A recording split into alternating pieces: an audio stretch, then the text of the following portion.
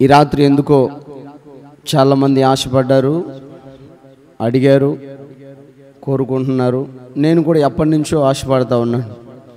నా వ్యక్తిగత సాక్ష్య జీవితాన్ని మీతో పంచుకోవాలని నేను అనుకుంటా ఉన్నా చాలా రోజుల నుంచి. అది ఈరోజు మీతో పంచుకోవాలని నేను ఆశపడుతున్నాను. దేవునికి మహిమ కలుగును గాక. ఒక చిన్న వాక్య భాగాన్ని చదువుకొని ఆ తర్వాత నా సాక్షి జీవితాన్ని మీతో పంచుకుంటాను. చదువుదాం. రోమీయులకు రాసిన పత్రిక 8వ అధ్యాయం 17వ వచనం. క్షమించండి, రోమా పత్రిక 11వ అధ్యాయం 7వ వచనం చదువుదాం.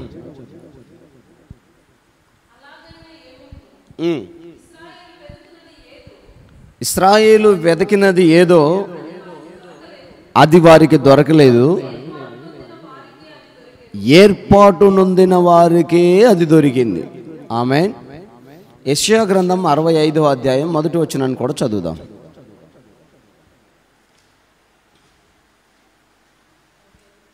యెషయా గ్రంథం 65వ అధ్యాయం 1వ వచనం.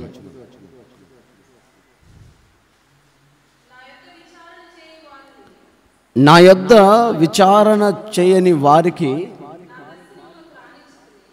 నా దర్శనాన్ని రానిచ్చితిని, నన్ను వెదకని వారికి నేను దొరికితిని. చాలు. విచారణ చేయకుండానే, అడగకుండానే దేవుడు దర్శనం ఇచ్చాడు. ఆయనను వెదకని వారికి ఆయన దొరికాడంట. నా జీవితంలో ఈ 2 మాటలు అద్భుతంగా నెరవేర్చబడ్డాయి. ఇశ్రాయేలు కోసం దేవుడు దిగి వచ్చాడు, కానీ ఆయన గుర్తించలేదు. మేబీ ఆయన నన్ను తల్లి గర్భంలో ఏర్పాటు చేసుకొని నన్ను రక్షించుకున్నాడు. అలాగే ఏ రోజు నేను దేవుణ్ణి వెతకలేదు. దేవుడు ఎవరని, దేవుడు అవసరమని, దేవుడు కావాలని నేను ఏ రోజు దేవుని వెతకలేదు. కానీ దేవుడు నాకు దొరికాడు. అందుకు దేవునికి మహిమ కలుగును గాక. కొద్ది క్షణాలు జాగ్రత్తగా నా సాక్ష్యాన్ని మీరు ఆలకించాలని ప్రేమతో తెలియజేస్తా ఉన్నాను. ఒకానొక రోజు ఓ తల్లి ప్రేమగా, తల్లిదండ్రుల ఎదుట ప్రేమగా పెంచబడింది. ఆ తల్లి పెళ్లి చేశారు, భర్తతో కూడా ఇంటికి పంపించారు. సంవత్సరాలు గడుస్తున్నాయి, కానీ సంతానం కలగట్లేదు. 2 ఏళ్ళు అయిపోయినాయి, 4 ఏళ్ళు అయిపోయినాయి, 6 ఏళ్ళు అయిపోయినాయి, సంతానం లేదు. 7వ సంవత్సరం కూడా అయింది, సంతానం లేదు. తనకున్నటువంటి ఆర్థిక స్థితిని బట్టి కాశీ నుంచి కన్యాకుమారి వరకు ఎన్ని గుడులు, ఎన్ని కొండలు, ఎన్ని గోపురాలు, ఎన్ని తాయెత్తులు, ఎన్ని అంతరాలు, ఎన్ని మంత్రాలు చేయాల్సిన ప్రయత్నాలు అన్నీ చేసింది. అయినా కూడా తనకి సంతానం కలగట్లేదు. చివరికి ఆ విగ్రహారాధన కుటుంబంలో పుట్టినటువంటి ఆ తల్లి యొక్క కుటుంబంలో ఒక వ్యక్తి ప్రభువుని నమ్ముకొని ఉన్నారు. ఆయన వచ్చి చెప్పారంట, అమ్మా, నీ ప్రయత్నాలన్నీ సఫలమవుతాయో విఫలమవుతాయో నాకు తెలియదు, కానీ నీ గర్భంలో నుంచి గొప్ప దైవజనులు వస్తారు అని వాగ్దానం ఇచ్చి వెళ్ళిపోయారట. రోజులు గడిచిన తర్వాత దేవుడు ఆమెకి గర్భఫలం ఇచ్చాడు. ఇక గర్భఫలం ఇవ్వడం మొదలుపెట్టారు. 2 ఆడపిల్లలు, 2 మగపిల్లలు, మొత్తం 4 సంతానం. ఆ తల్లి చాలా సంతోషపడతా ఉంది, ఆనందపడతా ఉంది. దేవుడు నాకు ఇచ్చిన పిల్లలని చెప్పి, ఏ దేవుడు ఇచ్చాడో తెలియదని చెప్పి ఆ పిల్లల్ని వేసుకొని ఊరూరు తిరుగుతుంది, కొండలు ఎక్కుతుంది, గంటలు కొడుతుంది, అన్ని నిలువు దోపిడీలు చేస్తుంది, కృతజ్ఞతగా చేయాల్సిన అన్నీ చేస్తూ ఉంది. అయితే దేవుని సంకల్పం ఏమైందో ఆ సంకల్పం మాత్రం ఆ తల్లి గర్భంలో నుంచి వచ్చినటువంటి ఆ బిడ్డను మాత్రం విడిచిపెట్టలేదు. ఎందుకు విడిచిపెట్టలేదంటే, ఒకరోజు తన 2 పిల్లలు, ఆ 2 పిల్లలు తీసుకొని గిద్దలూరు ప్రాంతంలో రంగస్వామి అనే ఒక దేవాలయం ఉంది. ఆ అడవుల మధ్యలో ఉంటుంది. అది గిద్దలూరు పట్టణానికి అవతల వైపు నల్లమల్ల అడవుల్లో ఉంటుంది. అక్కడ ఒక పెద్ద నీటి గుండం కూడా ఉంది. ఏమో ఈయన వలన ఒకవేళ సంతానం కలిగిందేమో అని 2 పిల్లల్ని తీసుకెళ్ళి అక్కడ గుండు చేయించి వారికి స్నానం చేయించి తీసుకురావాలని వెళ్ళింది. అయితే ఆ బాబు గొడవ చేస్తున్నాడు, ముందు నాకు స్నానం చేయించని. గుండు చేయించున్నారు, స్నానం చేయించేసి ఆ నీటి గుండంలో ఒక చిన్న రాయి పైన కూర్చోబెట్టి, ఆ రాయి మీద కూర్చోబెట్టి తర్వాత ఇంకొక బాబుకి స్నానం చేపిస్తుంది. ఈ గ్యాప్లో ఆ రాయి పైన కూర్చున్నటువంటి అబ్బాయి ఎప్పుడు జారిపోయాడో తెలీదు, నీళ్ళలోకి వెళ్ళిపోయాడు. ఈ చిన్నోడికి స్నానం చేసి పెద్దోడు ఏడని చూస్తే పెద్దోడు లేడు. ఆశ్చర్యపోయారు, గట్టిగా వెర్రి కేకలేస్తుంది, పెద్దోడు ఏమైపోయాడు. ఇంతకీ 5-6 నిమిషాల తర్వాత తేల్చిన సంగతి ఏంటంటే నీళ్ళలోకి జారిపోయాడు. కనీసం ఆ శవమైన దొరుకుతుందా లేదా అని పెద్దోళ్ళందరూ నీళ్ళలోకి దిగి ఇది మొత్తాన్ని గుర్తుపట్టి ఆ పిల్లల్ని బయటకు తీసుకొచ్చారు. బయటకు తీసుకొస్తే ఎప్పుడైతే బయట తీసుకొచ్చి కడుపులో నీళ్ళని ఒత్తి చూస్తే శ్వాస ఆడకపోవడం, మనిషి కదలకపోవడం చూసి పిల్లోడు చనిపోయాడని చెప్పి నిర్ధారం చేసుకొని, ఏ తల్లి ఎంత ఆనందంతో దేవుడు నాకు ఇచ్చిన పిల్లల ఆనందంతో ఉందో ఆ ఆనందం కాస్త నీరు గారిపోయి బిడ్డను పోగొట్టుకున్నానన్న బాధలో అక్కడి నుంచి బయలుదేరి ఆ గుడికి సంబంధించినటువంటి సరిహద్దులు దాటి రాగానే ఆ బిడ్డ శరీరంలోకి శ్వాస రావడం మొదలుపెట్టింది. ఆమేన్. ఇలాంటి సంఘటనలు ఆ బిడ్డ జీవితంలో ఎన్నో జరిగాయి. కానీ మరణకరమైన పరిస్థితులు, అపవాది మృంగేసే పరిస్థితులు ఎన్నో తన జీవితంలోకి వచ్చిన చివరికి దైవ సంకల్పాన్ని నెరవేర్చుకున్న దేవుడు, మనం ఆరాధిస్తున్న ప్రభు, ఆ బిడ్డ ఎవరో కాదు, మీ కన్నుల ఎదుట మీకు సాక్ష్యం చెప్తున్నటువంటి నేనే. ఆమేన్. ఆ రోజు నా తల్లి తన మృక్కుబడులు చెల్లించుకోవడానికి దేవుళ్ళు కాని వారిని దేవుళ్ళను కొని వారి మధ్యలోకి తీసుకెళ్ళి నా ప్రాణం మీదకి తెచ్చింది. కానీ నన్ను నిర్మించుకున్న తల్లి గర్భంలో నన్ను పుట్టించిన నా దేవుడు నన్ను సజీవుల లెక్కలో బ్రతికించడానికి ఆయుష్ కాలాన్ని పొడిగించి ఈరోజు మన మధ్యలో సజీవంగా ఉంచాడు. దేవునికి మహిమ కలుగును గాక. అలా నా బాల్య జీవితం, ఇక నా బాల్యమంతా కొండలు, తిరణాళ్ళు, గుండ్లు, గోపురాలు ఇవే. ఎవ్వరికి ఉద్యోగం వచ్చినా లేక పుట్టాను కదా నన్ను ఎంట పెట్టుకొని తిప్పేవాళ్ళు అనమాట. గుండు ఎవరికి కొట్టినా తోడు నాకు గుండు పడేది. ఇట్లా విగ్రహారాధనలో మునిగి తేలిపోతున్న రోజులు అవి.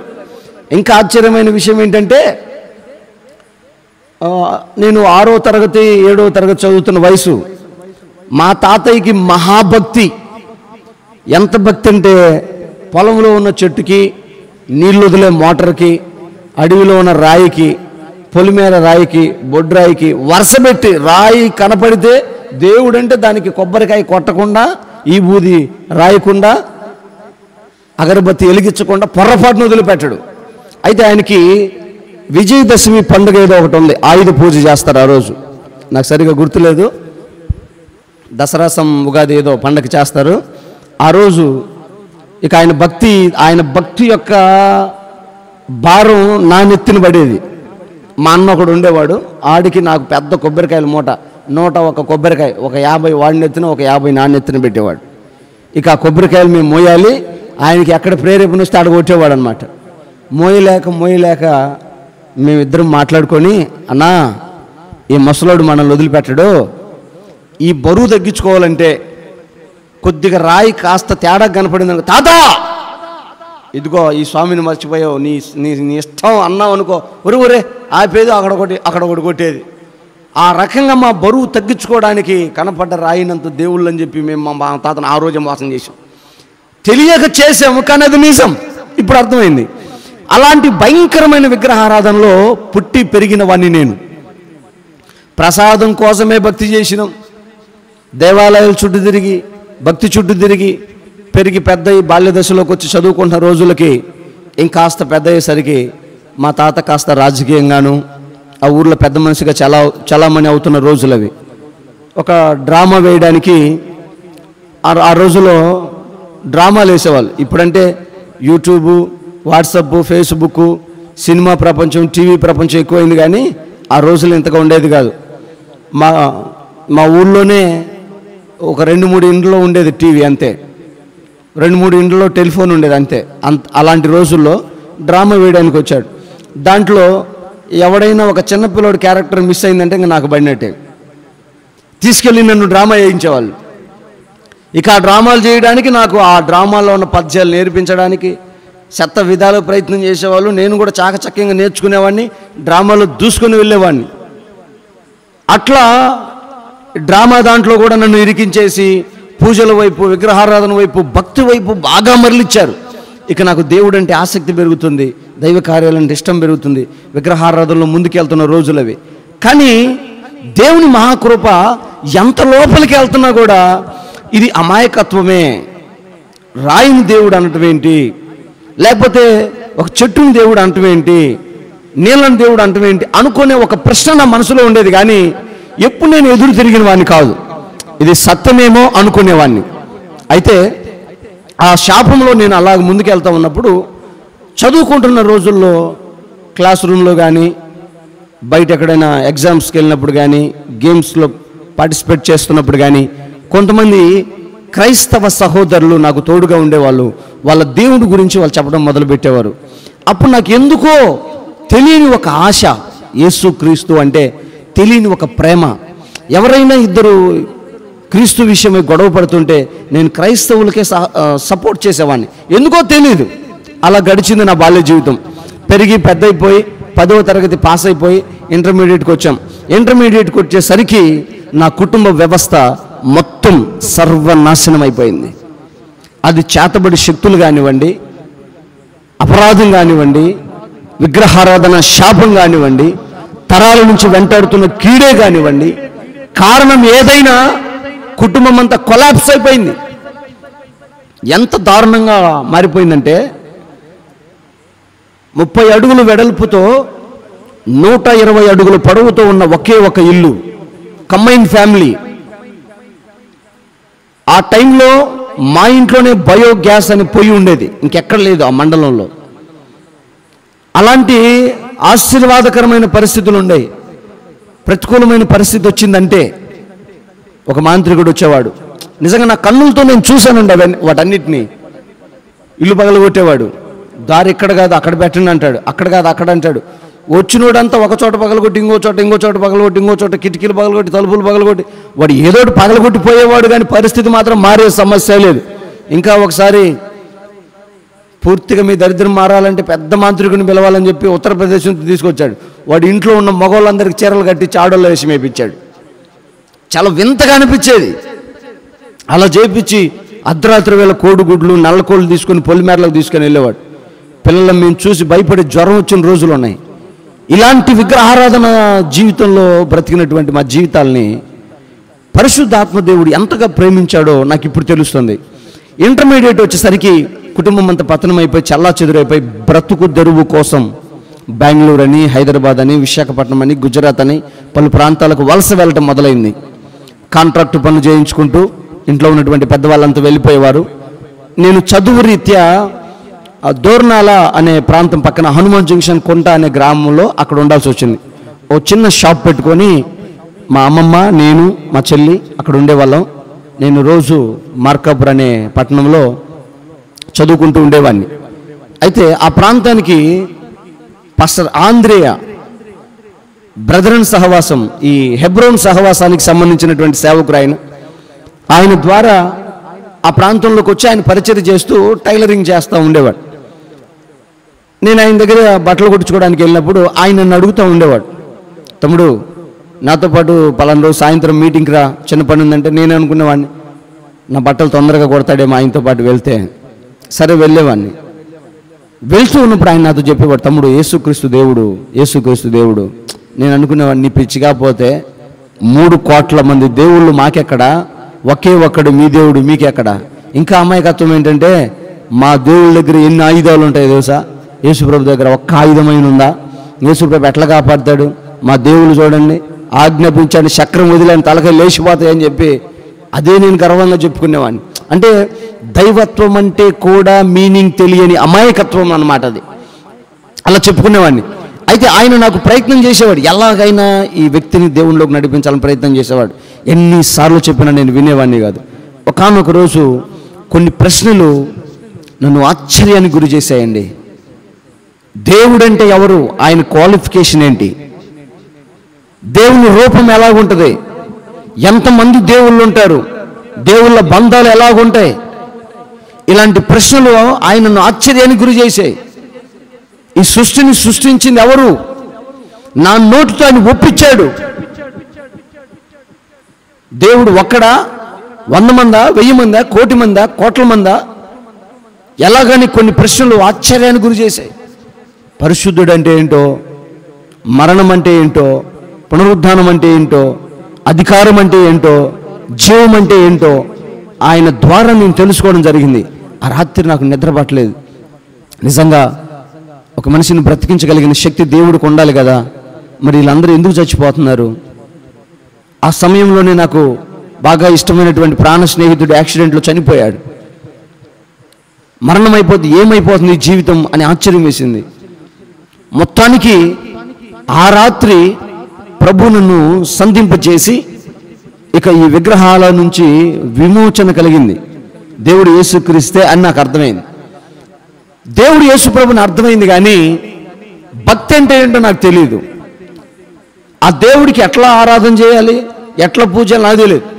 ఇంతకుముందు అయితే ఆయనకో చెప్ప, నాకో చెప్ప, రూపాయి 10 రూపాయలు పళ్ళెం లేచి అమ్మయ్య అనుకునేది, ఊదికట్టి వెలిగిచ్చేసి ఇంక అయిపోయింది, కంప్లీట్ అయిపోయింది, భక్తి అయిపోయింది.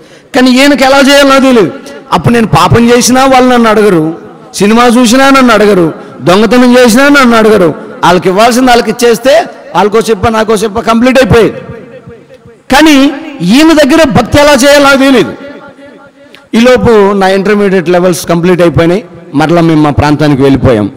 అక్కడ డిగ్రీలో జాయిన్ అయిన తర్వాత ఈ పెరల్స్ అనే కంపెనీలో ఏజెంట్గా జాయిన్ అయిపోయి డబ్బు సంపాదించాలి. ఎందుకంటే నా తల్లిదండ్రులు ఎక్కడైతే డబ్బును కోల్పోయారో, ఎక్కడ పేదరికంలోకి వచ్చారో, మరలా పేదరికాన్ని నేను పూర్తి చేయాలని చెప్పి మరలా డబ్బు సంపాదించాలని వ్యామోహంతో ఆ కంపెనీలో జాయిన్ అవడం, మా బంధువుల దగ్గర డబ్బులు కట్టించడం, ఇలా చేయడం మొదలుపెట్టాను. 1 ఇయర్లోనే ఆ కంపెనీ ఎత్తేయడం, ఇక ఆ డబ్బులన్నీ నేనే కట్టాల్సి వచ్చింది. ఇక చేసేది లేక కలిగినవి కొన్ని అమ్మి వారికి ఆ డబ్బులు కట్టి ఎలాగైనా డబ్బు సంపాదించాలని నాకున్న తృష్ణ, నాకున్న ఆశను బట్టి ఎలా సంపాదించాలి, వేగంగా దొంగతనం చేయాలి, లేకపోతే సెటిల్మెంట్ చేయాలి, లేకపోతే రాజకీయాలు చేయాలి, లేకపోతే ఇంకోటి ఎలా. నాకున్న ఆశ సినిమా అంటే మహాపిచ్చి. నాకు ఆలోచన వచ్చింది, రైట్ నేను సినిమా ప్రపంచంలోకి వెళ్ళిపోతే త్వరగా డబ్బు సంపాదించుకోవచ్చు అని చెప్పి హైదరాబాద్ వెళ్ళిపోయాను. హైదరాబాద్ వెళ్ళిపోయి హైదరాబాద్లో ఎక్కడ ఉండాలో తెలియదు, ఏం చేయాలో తెలియదు, వెళ్ళిపోయి దిగాను. బస్సు దిగిన తర్వాత నా దూరపు చుట్టం ఒక అతను ఉన్నాడు. ఆడికి ఫోన్ చేసి, అరే బాబు నేను ఇట్లా బస్సు దిగానంటే, ఎప్పుడు వచ్చావు, ఎందుకు వచ్చావు, ఎట్లా వచ్చావు, ఏమో తెలియదు, వచ్చేసాను, ఎట్లా వెళ్ళాలి, ఎట్లా దిగాలి, సినిమా ఎలా దిగాలి, సినిమాలోకి ఎలా వెళ్ళాలి, ఏం తెలియదు. దిగిపోయాను, అడిగేశాను. ఆడు నాకు చెప్తున్నాడు. చూడండి, బ్రతకడానికి ఆ రోజు ఇంట్లో వాళ్ళ మీద ఆధారపడకుండా నన్ను నేను బ్రతికించుకోవాలని పటాన్ చెరువు నుంచి, లింగంపల్లి నుంచి ఎల్బీ నగర్ వరకు ఏ ప్రాంతంలో ఏ జాబ్ ఉంటే ఆ జాబ్ చేయాలని ఏషియన్ పెయింట్లో చేశాను, హెచ్బి గ్యాస్లో చేశాను, పంజాగుట్ట సెంట్రల్లో చేశాను, రియల్ ఎస్టేట్ వ్యాపారాల్లో చేశాను. ఎన్ని జాబ్స్ ఉన్నాయి, అన్ని జాబ్స్ ఒక్క దాంట్లో కూడా 1 నెల రోజులు కంప్లీట్ చేయాల. 10 రోజులు చేస్తాం, సాటిస్ఫాక్షన్ లేదు. లేకపోతే 1 నెల జీతం ఇచ్చే టైం వరకు సాటిస్ఫాక్షన్ లేదు, వదిలేస్తాం.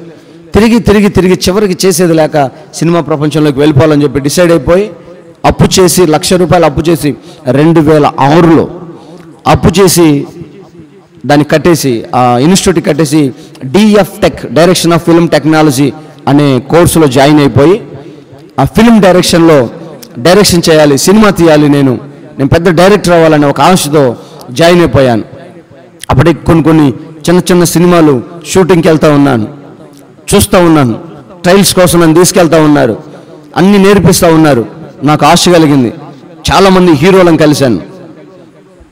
కొన్ని సినిమాలకు డైరెక్షన్ ఛాన్స్ కోసం కూడా కొంతమంది హీరోలను, పెద్ద హీరోలను కూడా కలిశాను. వాళ్ళందరూ అంటున్నారు, ఫస్ట్ సినిమా కదా, నీకు ఇంకా అవకాశం లేదు, కొంచెం ఎక్స్పీరియన్స్ వస్తే చేద్దామంటున్నారు. ఇంకా చాలా సినిమాలు, ఆ సినిమా పేర్లు చెప్పడానికి నాకు ఇష్టం రావట్లేదు. ఆ సినిమాలో అసిస్టెంట్ డైరెక్టర్గా చేశాను. డబ్బులు బాగా వస్తున్నాయి. రోజుకు 10,000 ఇస్తున్నారు, నెలకు 50,000 ఇస్తున్నారు. 2006లో 2007లో చాలా ఆశీర్వాదకరంగా ఉంది. తినాలనుకుంటే తింటున్నాను, తిరగాలనుకుంటే తిరుగుతున్నాను.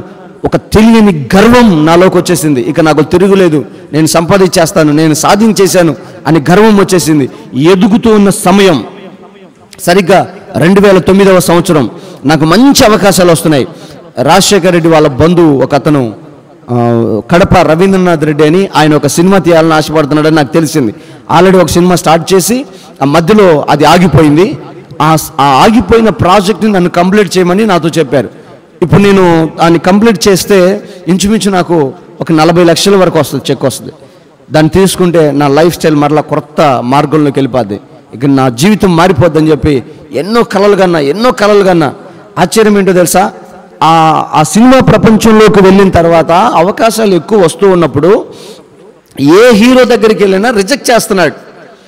ఆ టైంలో, ఆ గ్యాప్లో దేవుని ఆత్మ నాతో మాట్లాడడం మొదలు పెడుతున్నాడు. ప్రభు తెలుసు కానీ భక్తి మీద ఒక నాస్తికత్వం వచ్చేసింది. కానీ దేవుడి మీద భయం ఉంది. యేసుక్రీస్తు దేవుడని, ఆయన నమ్మాలని ఆ భయం ఉంది. అందుకే ఏ రోజైతే నేను యేసయ్యను దేవుడని ఎరిగానో, చేతులెత్తి దండం పెట్టినట్టుగా హిస్టరీలో లేదు ఎవరికి. ఎందుకంటే ఆరాధనకు యోగ్యుడు ఆయన ఒక్కడే నాకు తెలుసు. కానీ నాకు ఈ భక్తి తెలియదు.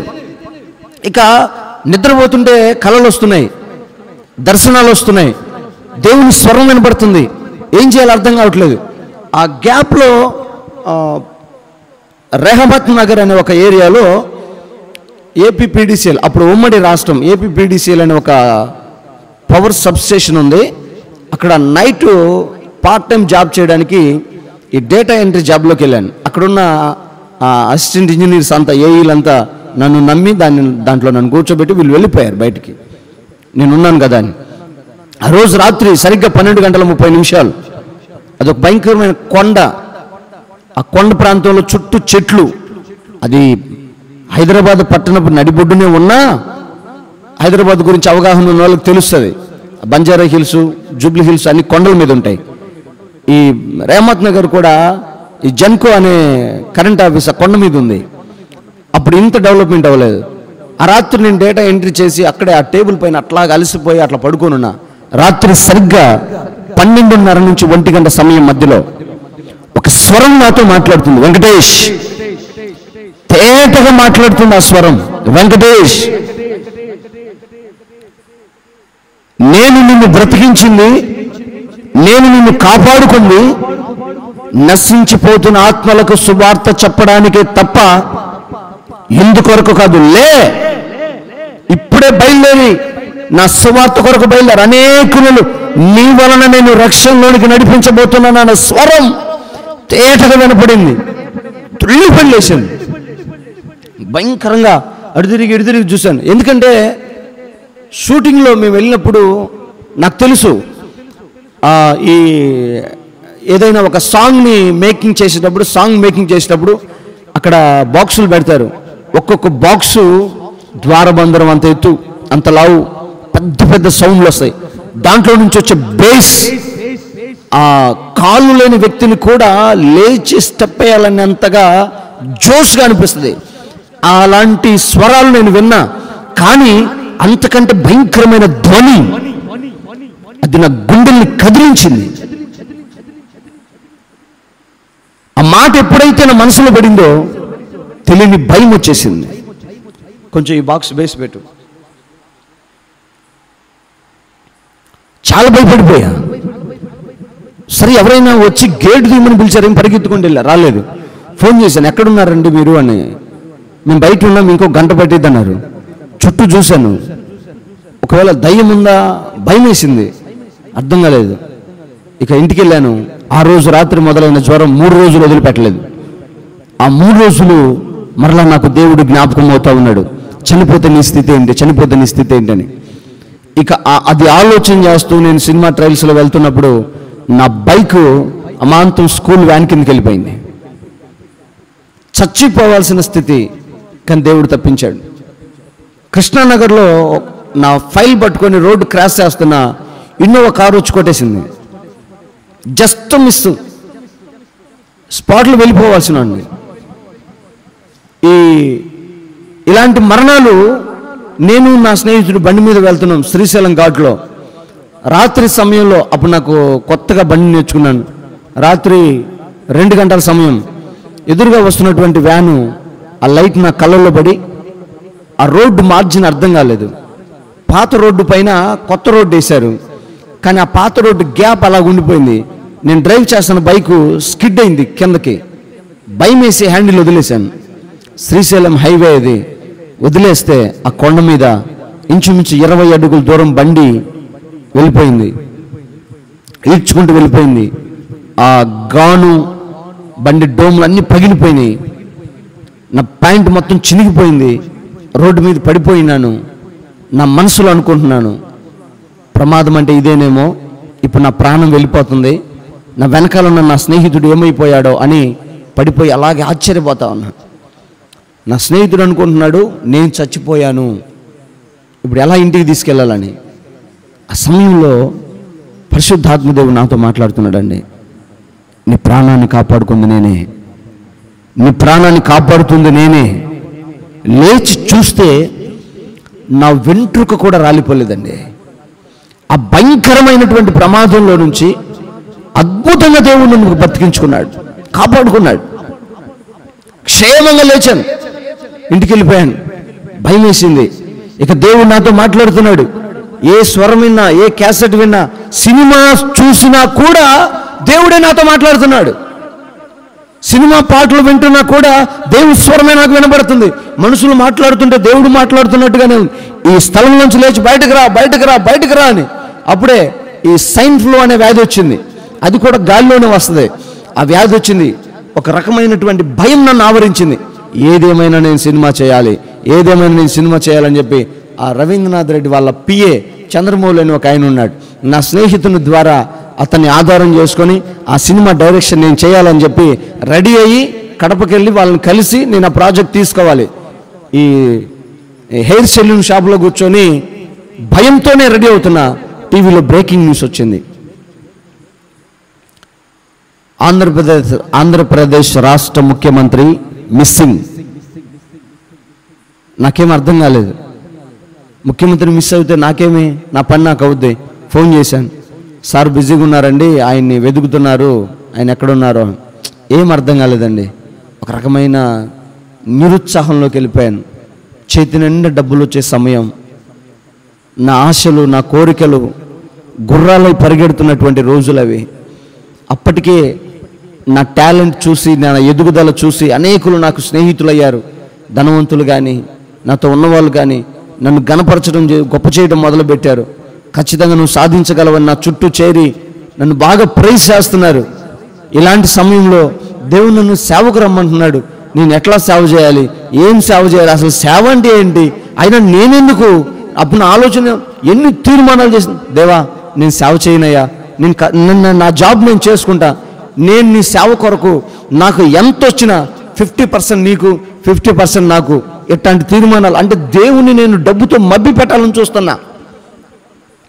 కానీ దేవుడు కోరుకునే ధనం కాదు, మానవుని హృదయమైన సంగతి నాకు అప్పుడు తెలియదు. నేను నీకోసం ఏమేం చేస్తానయ్యా అన్న మాట నేను చెప్పలేకపోతున్నాను. ఇక ఎప్పుడైతే దేవుడు నాతో మాట్లాడి ఆ స్థితిలో నుంచి రాజశేఖర రెడ్డి గారు చనిపోయారని వార్త వినగానే దిగ్భ్రాంతిలోకి వెళ్ళిపోయాను. ఇక మానసికమైనటువంటి మెంటల్ డిసీజెస్ వచ్చేసింది ఒక రకంగా నాకు చెప్పాలంటే. అప్పటికే మా మామయ్య బెల్లంకొండ ప్రాంతంలో సేవ పరిచర్లోకి వెళ్ళిపోయారు. చెప్తున్నారు, అప్పుడు సత్తెనపల్లి పట్టణంలో 3 రోజులు సభలు ఏర్పాటు చేశారు. ఆయన చెప్పారు, సరే నీకు ఆరోగ్యం బాగలేదు అంటున్నావు కదా, ఒక 3 days నేను మీటింగ్స్లో ఉన్నాను, మీటింగ్స్ దగ్గర రండి ఒకసారి ఇక్కడ మాట్లాడదామని. ఆ మీటింగ్స్ దగ్గరికి వెళ్ళిన తర్వాత అక్కడ అనౌన్స్మెంట్ చేస్తా ఉన్నా, ఆటోలో అనౌన్స్మెంట్ చేస్తున్నా, పలాని గ్రౌండ్లో 3 days మీటింగ్ జరుగుతుంది, దయచేసి ప్రజలరా రండి అక్కడికి అని చెప్పి నేను అనౌన్స్మెంట్ చేస్తున్నా. విశాఖపట్నం నుంచి ఒక దైవజనులు ఆ మీటింగ్లో ప్రసంగం చెప్పడానికి వచ్చారు. ఆయన ఆటోలో అనౌన్స్మెంట్ చేస్తున్నప్పుడు నా స్వరాన్ని విని అక్కడ ఉన్నటువంటి గ్రౌండ్లో ఉన్న సేవకులతో మాట్లాడుతున్నారు. అక్కడ మా మామయ్య జోసఫ్ రాజు అని ఒక ఆయన, జాన్ పాల్ గారు ఒక ఆయన, ఇద్దరు ఆ మీటింగ్లో ఉన్నారు. ఈ విశాఖపట్నం నుంచి వచ్చిన దైవజనుడు చెప్తున్నాడు, ఆటోలో మాట్లాడుతున్నటువంటి సేవకుడిది ఏ ఊరు అన్నాడు. వాళ్ళు ఆశ్చర్యపోయి చెప్పారు, ఆయన సేవకుడు ఏంటయ్యా, మా అల్లుడు హైదరాబాద్లో ఏదో, ఎవరికి తెలియదు నేను సినిమా ప్రపంచంలో ఉన్నానని, హైదరాబాద్లో ఏదో జాబ్ చేస్తున్నాడు, సేవకుడు కాదన్నా. లేదు, అతను గొప్ప సేవకుడు, గొప్ప సేవ చేస్తాడు, ఇతను ఒక ప్రవక్త, ప్రాఫెసీ చెప్తున్నారు. కానీ వీళ్ళు నమ్మలేదు. అనౌన్స్మెంట్ అయిపోయింది. నేను చెట్టు కింద కూర్చొని మధ్యాహ్నం వేళ భోజనం చేస్తా ఉన్నాం. దూరం నుంచి ఆయన నడుచుకుంటూ వస్తున్నారు. ఆ చెట్టు కింద కూర్చొని అద్దాలు పెట్టుకున్న సేవకుడు ఏ ఊరు అన్నాడు. మళ్ళీ అప్పుడు కూడా వీళ్ళు అదే చెప్పారు. తర్వాత విశాఖపట్నంలో సువార్త నిమిత్తం విశాఖపట్నానికి వెళ్ళినప్పుడు అక్కడ కూడా పేరు పెట్టి ఒక దైవజనుడు నన్ను పిలవడం, సేవ కొరకు దేవుని ఏర్పాటు చేశాడని చెప్పడం, ఈ మాటలన్నీ నాకు ఆశ్చర్యాన్ని గురి చేశాయి. ఇక చేసేది లేక ఆ మీటింగ్స్లోకి వెళ్ళిన తర్వాత మరలా హైదరాబాద్ వెళ్ళలేక అక్కడికక్కడే, సరే ప్రభువా, బ్రతికితే నీ సేవ చేస్తా, ఇక చనిపోతే నేను చేయగలిగింది లేదు, కానీ ఎలా సేవ చేయాలో నాకు తెలియదు, నీ చిత్తమైతే ఇలా జరిగించని ఆ రోజు ఏమీ తెలియకనే ఒక తీర్మానం చేసుకొని సేవ కొరకు నా బట్టలు, నా పుస్తకాలు, నా సామాన్ అంతా హైదరాబాద్లో వదిలేసి ఉన్న పాటుగా దేవుడు నాతో మాట్లాడిన మాటకు లోబడి కట్టు బట్టలతో సేవలు అడుగు పెట్టాను. సరిగ్గా నాకు గుర్తుంది, సెప్టెంబర్ 9వ తేదీ 2009వ సంవత్సరం, 9వ తారీఖు 9వ నెల 2009వ సంవత్సరం నేను సేవలు అడుగు పెట్టాను. ఈ రోజు వరకు ఆ కృపే నన్ను నడిపించింది. ఆమేన్, హల్లెలూయా. అంటే నేను చూసిన దర్శనానికి, నేను తెలుసుకున్న సత్యానికి, నేను ఎరిగిన దేవుని యొక్క నిజాన్ని చెప్పలేక, దాచలేక, ఉండలేకపోయా. ఆ సత్యాన్ని అనేకులకు తెలియజేయాలి, ఆ దర్శనాన్ని అనేకులకు చెప్పాలి. చెప్పకుండా నేను ఉండలేను, అవిధేయుని కాలేకపోయాను. అందుకే లోబడ్డాను. గుర్తుపెట్టు, నాకు రోగం వచ్చి నేను ప్రభుని నమ్మలేదు, నాకు డబ్బు అవసరమై ప్రభుని నమ్మలేదు, ప్రమాదం నుంచి కాపాడాడని ప్రభు నమ్మలేదు. నా కొరకు ఆయన ప్రాణము పెట్టాడు. భూమి మీద దేవుడు చేతులెత్తి దండం పెట్టేటకు అర్హుడు ఎవరైనా ఉన్నారు అంటే మరణమును జయించిన వాడని గుర్తుపట్టా, సర్వలోకాలను సృష్టించిన వాడని గుర్తుపట్టాను, శాపాన్ని కూడా మార్చుటకు శక్తి గల సమర్థులని నేను గుర్తుపట్టాను. ఒక్కొక్కటి పరిశుద్ధాత్మ దేవుడు నాకు నేర్పడం మొదలుపెట్టాడు. నా కుటుంబంలో తాతయ్య దగ్గర నుంచి మొత్తం చచ్చిపోతున్నారు. ఆ శాపం నా తల్లి వరకు వచ్చింది, అయిపోయింది. నా తల్లి కూడా మరణ పడకల్లోకి వెళ్ళిపోయింది.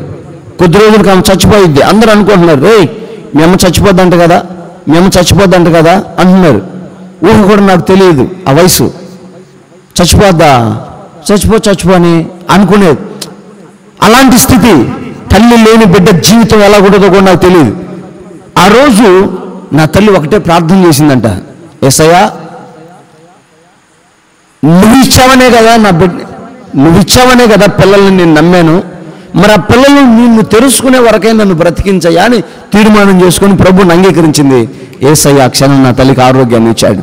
మరలా ఆ వ్యాధి ఎప్పుడు నా తల్లికి రాలేదు. అలాగే ఆమె సహోదరుడు కూడా, ఆ వంశంలో ఆమె సహోదరుడు కూడా సేమ్ టు సేమ్, ఆయన కూడా ఎప్పుడైతే ప్రభుని అడిగాడో ఆయనకు జీవం వచ్చింది. ఒకవేళ మరణకరమైన పడకలో వారు తీర్మానాలు చేశారేమో, నేనైతే మాత్రం నా దేవుని ప్రేమకు లోబడిపోయాను, అంతేనండి. శ్రేష్టమైన జీవితాన్ని వదిలిపెట్టా, ఉన్నతమైన జీవితాన్ని వదిలిపెట్టా, లగ్జరియస్ లైఫ్ని కాదనుకున్నా. ఎందుకు తెలుసా? దేవుని ప్రేమను ప్రకటించడానికి. ఆ రోజు ఆ రాత్రి నేను తీర్మానం చేసుకున్నాను, ప్రభు సన్నిధిలో ఉన్నాను. 10వ తారీఖు నెక్స్ట్ డే ఓ ప్రాంతంలో మీటింగ్కి వెళ్ళాలి. ఆ మీటింగ్కి వెళ్ళాలి. ఇక మా తమ్ముడు, మా అమ్మ, మా నాన్న అందరికి చెప్పేసాను ఫోన్ చేసి, నేను ఇక పూర్తిగా యేసయ్య సేవలో ఉండిపోవాలని తీర్మానం చేసుకున్నాను. దేవుడు నన్ను సేవకు పిలుస్తున్నాడు. ఇక నేను బయట మనశ్శాంతికి బ్రతకలేను. సరే, బ్రతికితే చావు అయితే బ్రతికైతే సేవలో చూసుకుంటానని చెప్పి నా తల్లిదండ్రులు చెప్పాను. వాళ్ళందరూ బాధపడుతూ కన్నీళ్ళ మధ్యలోకి వెళ్ళిపోయి, ఆశలన్నీ నీ మీద పెట్టుకున్నామయ్యా, మమ్మల్ని ఏదో నువ్వు ఉద్ధరిస్తావని, మాకేదో నువ్వు చేస్తావని, ఏదేదో ఆశలు పెట్టుకున్నామయ్యా అని వాళ్ళందరూ వచ్చి నా ముందు వ్యక్తపరిచి కన్నీళ్ళు విడుస్తున్నారు. నా స్నేహితులు వచ్చారు, బతిమాలుతున్నారు. ఇంకా చెప్పాలా, తిరుపతిలో వెంకటేశ్వర గుడిలో ఉన్నటువంటి పూజారి మా తాతయ్య, ఆయనతో నీకు అంతరం వేపిస్తాను, నువ్వు భయపడమాక, యాక్సిడెంట్లు అవుతున్నాయని రోగాలు వస్తున్నాయని సాగుకు వస్తావా, నేను అంతరం వేపిస్తా అంటాడు ఒకడు. విజయవాడ దుర్గం దగ్గర ఉన్నాయని నాకు తెలుసు, నేను కట్టిస్తాను, నువ్వు భయపడమాక అంటాడు ఇంకొకడు. నేను నమ్మింది ప్రభు దగ్గరకు వచ్చింది భయంతో కాదురా పిచ్చోడా, యేసయ్య నా కొరకు చేసిన త్యాగానికి ఆ ప్రేమకు లోబడి వచ్చాను, నేను ఆశించి రాలేదు అని. ఏ బాధ ఏంటి, పాపం నేనుంటే వాళ్ళకి హెల్పింగ్ ఉంటుందని, నేనుంటే వాళ్ళు ఇంకా గొప్ప చేయొచ్చని. ఈ పరిస్థితుల మధ్యలో ఇక నెక్స్ట్ డే ఒక మీటింగ్ బయలుదేరా. ఆ రోజు రాత్రి సాయంత్రం నుంచి 5 గంటల సమయంలో మా తమ్ముడు, మా ఫ్యామిలీ అందరూ వచ్చారు.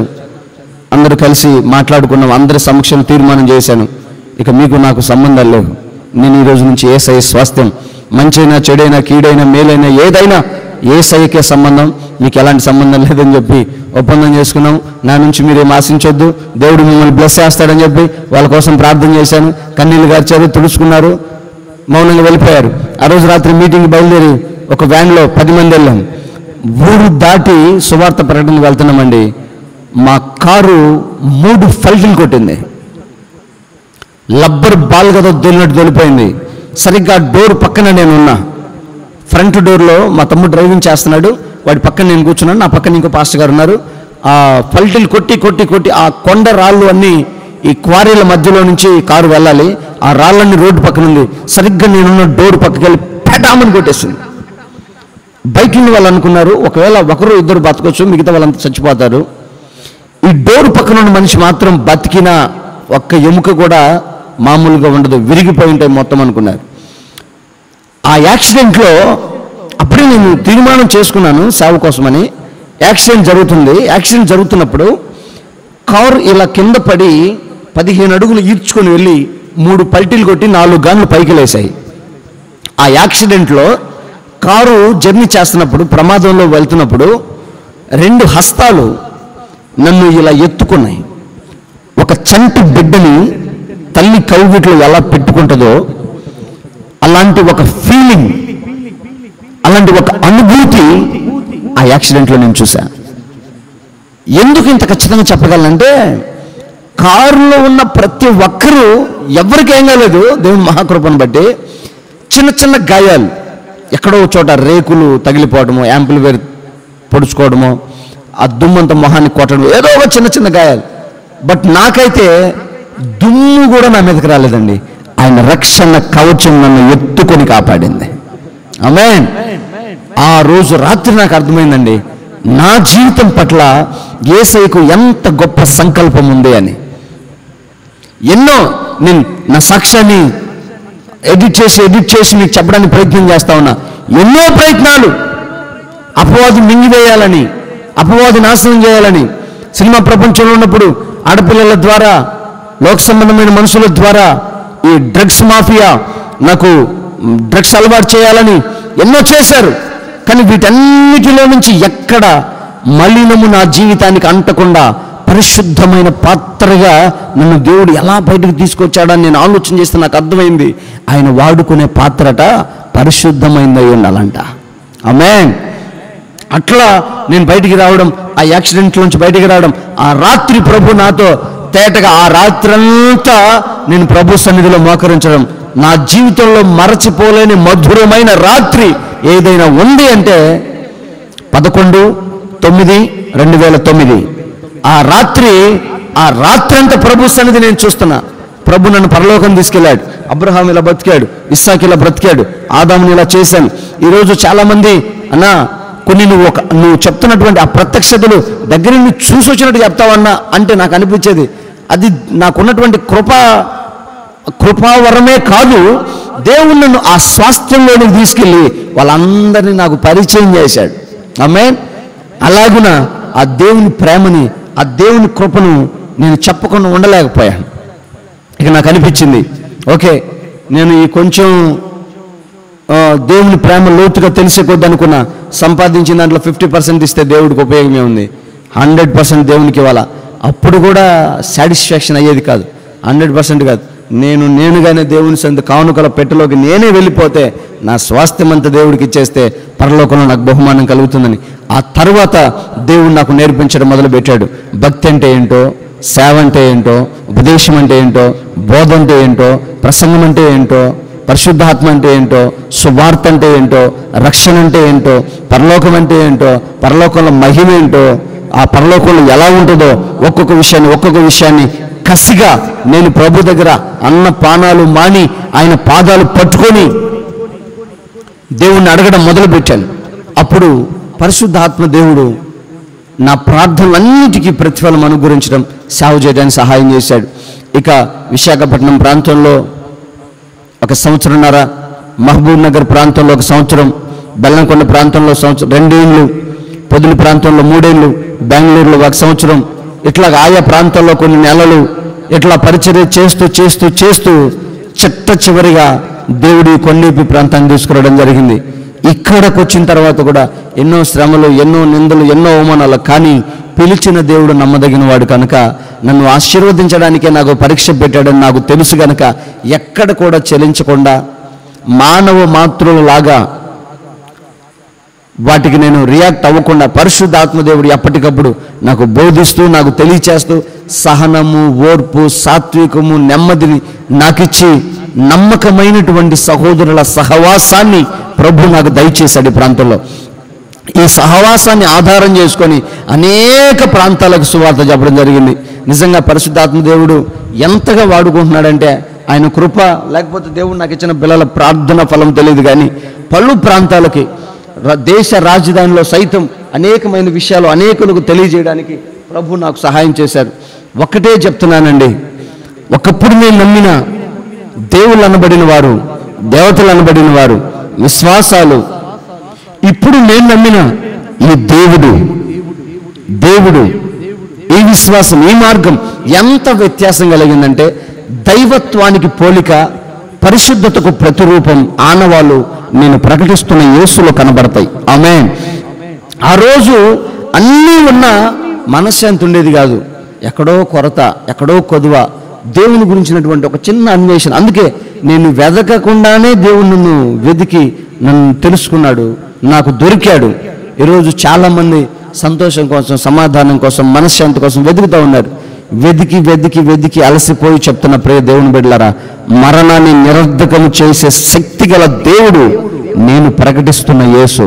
ఆయన పాదాల దగ్గర సమాధానము సమృద్ధిగా ఉంది, ఆయన పాదాల దగ్గర సంతోషము కావలసినంత ఉంది, ఆయన హస్తాల్లో కావలసినంత దీవెనలు, ఆశీర్వాదాలు, ఆశ్చర్య కార్యాలు ఎన్నో ఉన్నాయి.